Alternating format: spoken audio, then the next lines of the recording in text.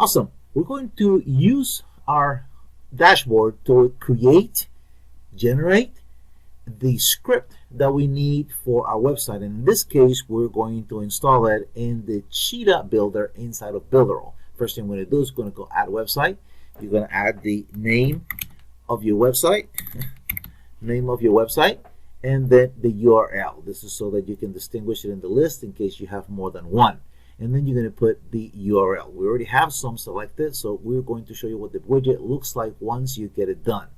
Then you're going to land on your page, and then you're going to be able to go and edit.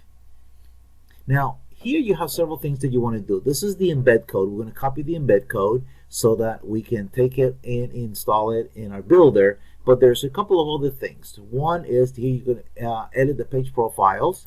And two, on here you can also see the domain in where you have it installed, and you can add pages accessibility profile. But let's take a look at the general settings. The general settings allows you to choose a color to match your website or to stand out from the colors that you may have in your website. And then this is where the widget is going to look like. And then you have the ability to choose the location of the widget. I by default like to use in the top left hand corner because it is very visible and it is immediately seen by anyone that goes to your site. And besides, it floats on your site, so if they scroll down, that widget will always stay there. And then you get to choose the modules, the TTS, the magnified display mode, cursor select. I normally unselect the show autocomplete attribution, and then you have the link highlights, text spacing, readable font, and headlight highlights. So once you do this, you can update your site widget profiles, so it gets updated. Again, now you copy the code. Now we're going to go into the Cheetah builder inside of Builderall and install it. So basically what we're going to do is I have it here. You're going to go into the Cheetah builder. Once you log into your account, you'll get to see the websites that you have built in Cheetah.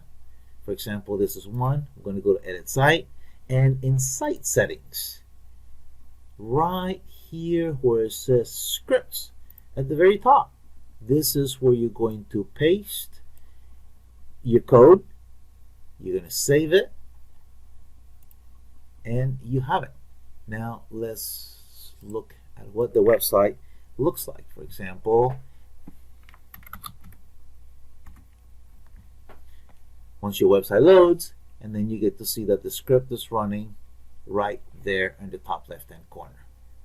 Well, I hope this helps you install in your site, and I wish you much success.